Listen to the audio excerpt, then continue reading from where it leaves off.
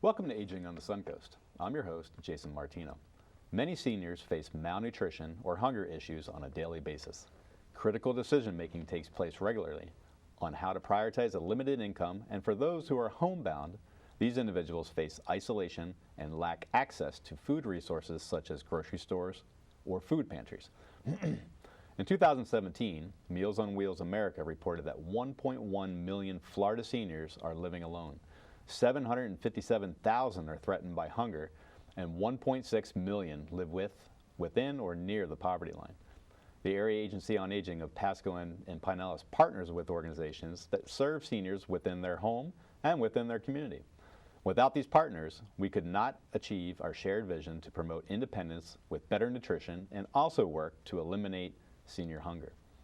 On the first half of our show, and to help us understand what types of resources are available to promote better nutrition and de-isolation, we've invited Diane Cunningham, the Senior Services Manager with the Pasco County Senior Services Division, and Catherine Green, the Nutrition Services Director with Neighborly Care Network. On the second half of the show, and in the spirit of Volunteer Appreciation Month, we'll bring back Diane and introduce Sandy Narian, the Director of Marketing with Neighborly Care Network, so we can celebrate volunteerism and how critical these individuals are to nutrition programs. Diane, welcome back to the show. Oh, I'm pleased to be here. It's been a long time since we've covered this topic, huh? Yes, it has. Yeah, and Catherine, you're new today, but we welcome you to the show as well. Thank you. So we're going to cover a lot of cool things today. We're going to cover senior nutrition, and we're going to talk about hunger a little bit, and then we're going to talk about volunteerism in the second half. But let's give our audience a little bit understanding of who we are and what our agencies do. So Diane, I'm going to start with you, if you don't mind. No. Tell us a little bit about Pasco Senior Services Division. Well, we've been around for a number of years, providing meals and services to seniors in Pasco County. Actually, Pasco County Senior Services is a program of Pasco County government. Mm-hmm. And through the grant money that we receive from the Area Agency on Aging, we're able to provide up to 1,000 meals a day by either providing it to the people who come to our senior centers, our congregate meal sites, and or if they're homebound and frail and unable to get their meals themselves. It's incredible.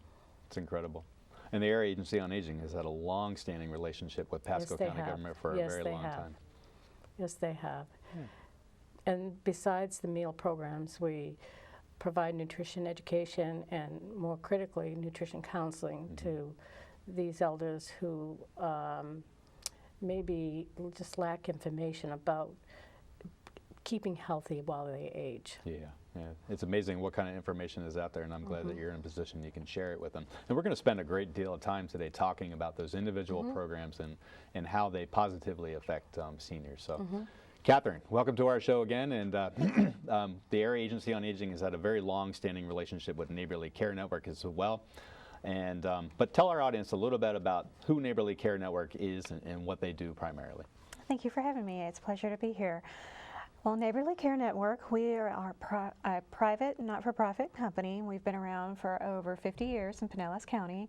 Many people don't know us by Neighborly Care Network, but we actually created the first nationally funded Meals on Wheels program, and everybody knows who Meals on Wheels are. Yeah. And we also led to the first adult daycare program. So we've been providing wonderful senior services to the county for a number of years, and we currently have 2 adult daycare programs in the county, and we have 9 congregate meal sites throughout the county. So we serve many different communities, and we're always looking for opportunities to help out and to serve other individuals, and we have numerous different Meals on Wheels routes throughout the county. Yeah, we're so fortunate to have these rich resources in Pasco and Pinellas County. Neighborly has been around since the Older Americans Act, and like you said, has been the one of the first providers in the nation to provide those home delivered meals, and we just think that's incredible. And then also with Pasco, it's just such a rich history of providing very neat services. Service Center, where are you located at? We're going to, during the break and at the end of the show, we're going to run graphics that give contact information too, but where's your headquarters located at? Okay, our main headquarters is in Clearwater. It's on Evergreen Avenue, and then we have different congregate sites. We've got 7 of them. Try to give them to you off the top of my head, but Well, we don't. they're spread out throughout Yeah, the county, right? throughout the county, Yeah, yes. that's a whole lot to remember to each of those addresses on there. And Diane, you have a couple offices where people can approach senior services? Absolutely. Our main location is at 8600 Galen Wilson Boulevard in Port Richey. And we also have a senior center congregate dining site there, as well as 5 other centers throughout the county. Yeah. And the cool thing about your county, the geography is a little bit different in our planning Right, and service yes. areas. So Pinellas is long north to south or south to north. And then obviously in Pasco, it's long east to west. And you guys do a great job of adequately covering all of that geography within your respective counties. Yes. So, and we'll talk a little bit today, but we're going to offer the audience some contact information. So if they are, if they do inquire about what's closest to them, your staff will be able to let them know. So let's go back to nutrition. Thank you for sharing that information about your organizations too. Let's go back to nutrition. One of the buzzwords that we hear in the community, and I think it's pretty accurate, is the word food insecurity. The Area Agency on Aging is a part of a lot of different coalitions and groups to try to take a look at that a little bit. But Diane, why don't you help us understand what that means to you? Well, simply, Jason, it's a lack of access to healthy and nutritious and safe food for a period of time. I'm not just talking for one meal, but as someone struggles, it's important that they get the nutrition that they need, and when they can't get it, they're considered food insecure. My understanding is that 1 in 6 seniors in America are food insecure. That's crazy. And that's why our programs exist, to help these people who are unable to get that healthy food and safe food. Yeah. Yeah. Any different interpretation, Catherine, from what you know? That's an excellent way to describe it. Yeah. One of the other ways that I've heard, I'm just going to pigtail on or dovetail really on what you said, is access to food, and a lot of times transportation or a lack thereof plays a role in that. Correct. And so if they don't have, if they're not able to drive anymore, and I'm talking about predominantly the senior population, and or they don't understand how to use fixed route transit or paratransit or whatnot too, then that creates a food insecure environment as well. Yes, it does. And we have a lot of great people around both of our counties that are trying to put a stop to that. We have the Tampa Bay Network to End Hunger. Correct. Created a large food map of the Tampa Bay area to kind of identify those pockets, so we can go out there and we can outreach. That's what we do best, right? We go out there and we target individuals and tell them about all the cool things that we can offer to kind of reduce that insecurity on there. Is it prevalent in our planning and service area, food insecurity? It sure is. In Pasco County, we're a little bit different than Pinellas County in that Pinellas is greatly urban. And in Pasco County, we have large pockets of rural areas. And being able to get to a grocery store that's miles and miles away is a problem for some seniors, And it is very prevalent in Pasco County because the poverty levels are also very low. Yeah, and Pinellas is no stranger to low poverty levels, are they? That's true. That's true. We see the same statistics, and we also see a lot of elderly that basically don't have the ability to get out, and a lot of re-hospitalizations where they're too sick or they're too feeble to get out and care for themselves, and they just need that assistance. Yeah. Another particular piece of nutrition that's specific to elderly and sometimes kids and older adults in general is food and nutrition dietary considerations. Given your history as a registered dietitian, do you want to talk a little bit about what kind of things should seniors, or what do they consider when it comes to diets? Well, as we get older, our needs do change, and it really boils down to the individual, and everyone's different, so you need to do a nutritional assessment, and that is one of the things that we offer through each one of our programs. Everyone is individually looked at, but it does change in terms of calories, protein, and hydration. Hydration is very important also, but you want to look at the big picture and you want to make sure that everything's being addressed, and you want to make sure that you are having a meal each day. And that is our main focus, making sure that people are being taken care of on a daily basis. And that is our primary goal, because sometimes with a lot of our population and a lot of our clients, unfortunately, that is their only meal. And that's what we're trying to avoid. Yeah, and we live in Florida, so hydration is pretty darn important. Isn't it? Yes, Right. yes. I also think the necessity for fruits and vegetables maybe in that person's Absolutely, diet too. absolutely. Yeah. And that makes a huge difference in terms. So we might go back to you, Catherine, if you don't mind, to talk a little bit more specifically about those things. But I do want to spend some time on our actual programs, and that's the gist really of our first half, is to let our audience know what you guys do professionally and the types of programs that we do. So Diane, I'm going to go back to you if you don't mind. And I know that there's 4 unique programs that fall under the Older American sector. And we're going to talk about 2 with you, and then we're going to talk about the other 2 with Catherine. The first one that I wanted to kind of open people's eyes on now is the congregate meal program. You know, we have acronyms that we use in our world, and we're not going to do that today with our audience. They wouldn't understand probably what we're talking about. But congregate meals is extremely important. And could you tell us why, what these programs are and why? Well, congregate meals are for the more mobile senior, the senior who can get to the senior center either by, if they have their own transportation, a neighbor or friend drives them, or they come by public transportation or even paratransit. But it is, for a lot of seniors that we serve, it's a home away from home. It's a place where they find companionship and activities that stimulate their minds and bodies. Yeah. And I have seen many seniors, this is their only friends that they have. This is the only social contact that they have. But on top of that, you get a great nutritious meal that meets the 1/3 RDA. And it's exactly portioned so that you put it in front of them, they're getting that 1/3 RDA. Yep. So if they don't eat it, they don't eat all of it, they're not getting the full 1/3. But we do give them, at least provide them with that. So they're getting a great meal, they're able to socialize, they're in an environment that's open and friendly to them. And then you have the inverse of that too. We have our home delivered meal program. Correct. Can you spend Sure. 30 seconds on that maybe? And those people are homebound, just as the word says. They're unable to get out. Maybe they get out to get to their mailbox or even to the doctor, but mostly they are at home. And they lack the safe, nutritious food, Right. as most food insecure people do. And this gives them an opportunity to have that nutritious meal at home.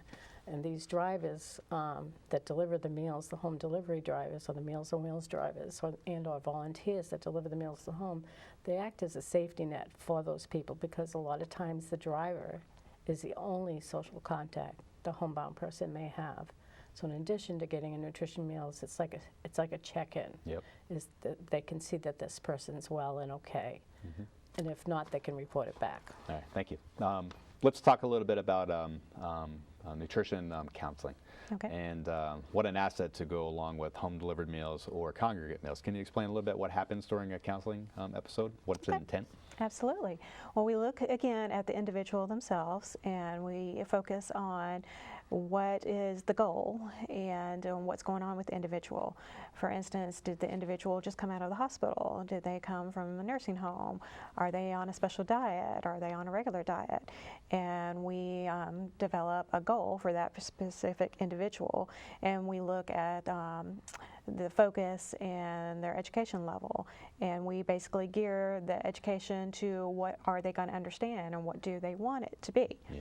And we just kind of feed off that, and we might have follow-up depending on how well things are going, and they can always call and get back to us and follow up as needed. Okay, and thank you. And in education, is that a part of the congregate meal and home delivered meal programs? Yes, both of them.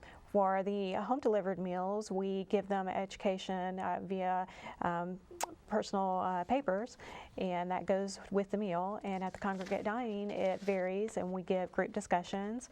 It might be preparation, how to prepare something. It might be a recipe. It might be a demonstration of something. It varies each month. Okay, cool. Are these programs, does it cost a lot for these programs for someone to attend? It's totally free. Is it? And what's an We- age requirement? Is there an age requirement as well? Yes, there is an age requirement of, generally speaking, it's 60 plus. However, there are exceptions to that rule. Okay, cool. That's a wonderful thing. I so much appreciate all the resources that you provide in both Pasco and Pinellas County today, and thank you so much for coming on our show today. Please stay with us while we take a short break. As usual, don't forget to have your pen or pencil ready. During the break and at the end of our show, we'll be running contact information for the Pasco County Senior Services Division, Neighborly Care Network, and the Helpline.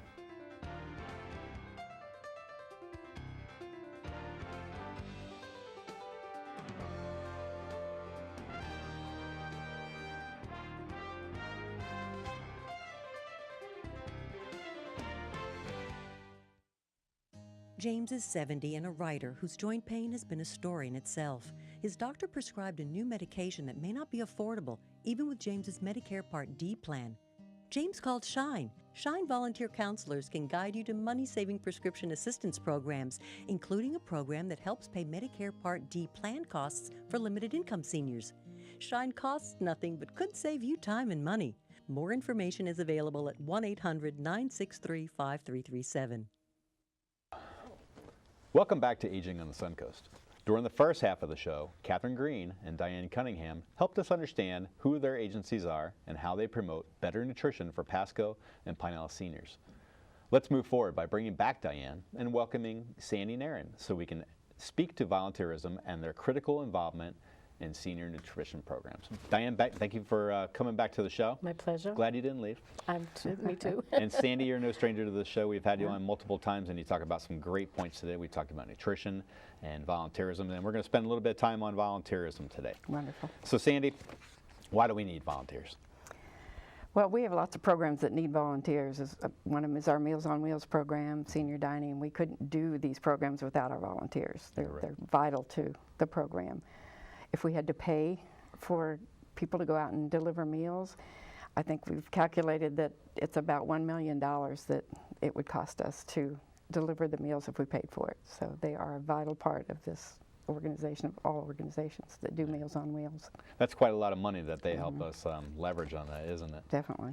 The so they do multiple things around your agencies. Anything to add to, Diane, about the need for Well, volunteers? not only for just home volunteers to deliver the meals and serve at the congregate dining sites, we use them in many different aspects: clerical, admin, outreach, special events, greeters at the centers. They do a number of things in helping prepare that meal and getting it delivered and then cleaning up afterwards. Yeah, they're integral to the nutrition programs that we talked about a little Absolutely. bit. So if I was a volunteer, or if I was a potential volunteer, and I'm sitting home and I think to myself, you know what, I really want to pay it forward. What are some of the things that I should be thinking about before really engaging into being a volunteer? Sandy? Well, time commitment, obviously. For us, our Meals on Wheels are during the day, so you have to be able to do that for us during the day. A lot of people who work can't do that for us. You're right. So most of our volunteers are seniors who can get out and do it. Our time period is 10:30 to 2:30, so they have to be able to do it during that time. Yeah. So, and you know, what do you want to do? What do you want to give back to people? Do you like working with seniors? Is it that type of thing? You know. I think you're right. I also think that we have some rigidness, but for a good reason in the state of Florida. I think we have some background checks and That's things correct. too. So someone really needs to think about their ability to have themselves checked out by Florida Department of Law Enforcement at that time. That's just a policy, but it's a good policy, and we want to make sure that we protect our seniors that we're serving to. Anything to add about what to think about? To go along the lines, what Sandy was saying is we sit down with the volunteer before they start to volunteer and try to tailor what their skills are to what our needs are and match them up so that the volunteer is really doing something that they not only know how to do, but they enjoy doing. Yeah. Should a volunteer be a team player at all? Absolutely. Yeah. Definitely. Because they're You definitely need going to be that. working with a whole lot of different people, right? Yes. Yeah. All different types. Yeah. Yeah. So, and we find too that and there's been studies done on this, that people who volunteer are healthier. Correct, So if yeah. you get out there and volunteer, you're going to be much healthier. Yeah, and I think we're going to spend some time on that. We're going to talk about the mutual positive aspects of giving their time, but also what they receive out of that as well. So I think Sandy alluded to a little bit earlier, but what types of people do you run across that generally volunteer for your organizations? Many of them are the older population themselves. I know that even in our senior centers, those that come to the congregate dining site like to do special things at the sites. We have some disabled volunteers. All they might be able to do is wrap the silverware for lunch, but they're still a volunteer and they're contributing and they're giving back. And so that runs the gamut all the way up to admin volunteers who might help us out with outreach or do some clerical work or help us with client satisfaction surveys every year, and they may do the phone calling. Yeah. So those type of volunteers. And so I heard, I'm sorry, predominantly seniors are the ones that come. So a like cohort is working with your clientele out there. And that's kind of a neat thing, I guess I can think about it in the sense that a lot of the stories that they may share are not going to be intergenerational, but they're going to have a lot of similarities into that. Maybe even the areas that they grew up and spent a lot of time in their youth. Sandy, I know that you had a program for a while that you were working with some corporate folks in Pinellas County too. Yes, is there opportunities for that now? There definitely is. Raymond James does a route for us. They let their people out to go out and do the route. Publix does a route for us. So any corporation, it's a team building thing for that organization too. And just to make their people feel better about going out and doing something. So they might have about 30 volunteers that they gather, and they only have to go out once a week to do it. So they might only go out once a year. Yeah. So it's not a big commitment of their time, but it's a very good team building thing for corporations to do. Sounds like it. So if corporations are watching, they can get on board with Neighborly Care Network, or the county. Does counties have options for working with corporations? You know, one of the partnerships we just started not too long ago is with ARC. Oh. And is that an acronym? It's American. I'm not sure what it stands for, but it's mentally challenged. Okay. And they're coached, but these volunteers of all ages, they deliver meals for us. And it's a way to help them earn some respect for themselves and be productive and giving back to the community. It's a way that helps us, absolutely. Good. So that's a great way for engagement. Doesn't matter the population, right? Yeah, so like I said, if corporations want to pay it forward a little bit, there's opportunities in Pasco and Pinellas County where they can get together with either Neighborly Care Network or Pasco County Senior Services Division, and they can help a great amount of people that way. Let's spend a little bit of time talking about some intricate stuff. Let's go over what volunteer activities, and by program really, how volunteers play a role, let's say, in the congregate meal program. Can you talk a little bit about that? Sure. The volunteers on the congregate can, as I said before, might be anywhere from a greeter to somebody who cleans up the tables or sets the tables, somebody who cleans up before and after, somebody who serves the meals, and help pack the meals to go out on home delivery. Yeah. Okay. And take temperatures, making sure the food's safe. I mean, there's requirements in these programs? Oh, right? yes. As an area agency on aging. Yeah, right. I know very much about those policies and procedures. Sure you but do. all that's, but we've highlighted the importance of not only having your paid employees, but there's a vested interest by the volunteers to make sure that your programs are offering healthy and safe food too. We have one person at each site who's actually paid. Everyone else is a volunteer. That's incredible. That's awesome. We have volunteers that come in and entertain too. That's a very important thing. It's the singers that come in, or people who come in and do presentations for us on fall prevention or that type of thing. So we have a lot of volunteers who do that for us too. That's pretty neat. If they've had a talent before, I'm sure they still have that talent, and they can apply it. Exactly. They love coming in and entertaining them. How about home delivered meals? How do volunteers play an intricate role in that? They provide that meal, that nutritious meal that's so much needed, but they also provide that companionship, that check-in, that are you okay, a type of thing. As I've said before, a lot of the seniors who receive those meals, the only social or outside contact they have beside the mailman is our home delivery driver. Yeah. We also partnered with Cindy's Pets probably about now 3 or 4 years ago, where we found that the senior was sharing their meal that they get from us with their pet, their beloved pet. And so this great group of people from Genesis School in Newport Richey were able to gather and fundraise a lot of pet food for our pets. So we now serve over 300 pets. Some of them are dogs, cats, birds. We've fed a rabbit, but that's as far as it's gone. But they deliver that meal, the food for the entire month, once a month, and it's with their school kids and their parents and a lot of the teachers from there. So they're also looking for drivers because we do it all over Pasco County. Yeah, another volunteer-based program. But you've highlighted the need that we talked about in the first half of the show. We indicated that their senior hunger is real, and that seniors have to make decisions on a daily basis of how they're going to apply a limited income or whatever food resource they have. And you just spelled it out right there that many times they are taking whatever food they have and they're feeding their pets with it.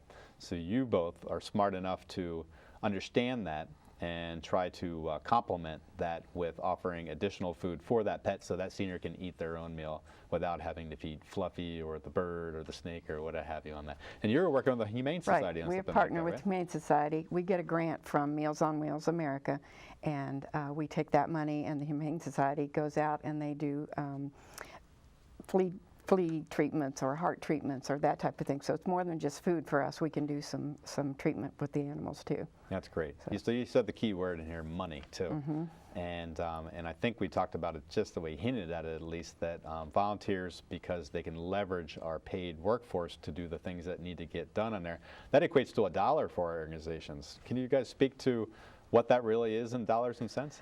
It's over $50,000 a year for us Get outta here. in cost savings. And I look at it as, leveraging and as a sort of a jumping board for all of us to pull our resources together monetarily and every which way you can think of to help feed these people. Yeah. So volunteers are they're offering incredible services to other people. They're paying it forward. They're using. And sometimes in their retirement, they're offering a lot of their time to do that. They have to get something out of this as well. What kind of things are volunteers getting out of the volunteerism that they do? And most of them tell me they get more than they ever give. So, you get very attached to that client. You're going out there and seeing them, at least once a week. So you're very attached. Yeah. And I know they're doing little extra things for them. I hear about it all the time. I had a volunteer who when he went to the client's house, the client would always ask, "What's for dinner today?" And he would say, "Steak and lobster." Well, one day our volunteer went on a Saturday and gave our client steak and lobster. So they get very attached. What a beautiful story, Sandy. Sandy, Diane, thank you so much for coming on our show today. Hopefully people are watching this show, and if they have a desire to volunteer, they know what 2 agencies that they can contact to make that happen. We hope this month's broadcast was informative. We wouldn't have these resources without great organizations like Neighborly Care Network, the Pasco County Senior Services Division, and the volunteers that pay it forward every day. We'll see you next month, and until then, please make every use of the organizations we showcased today.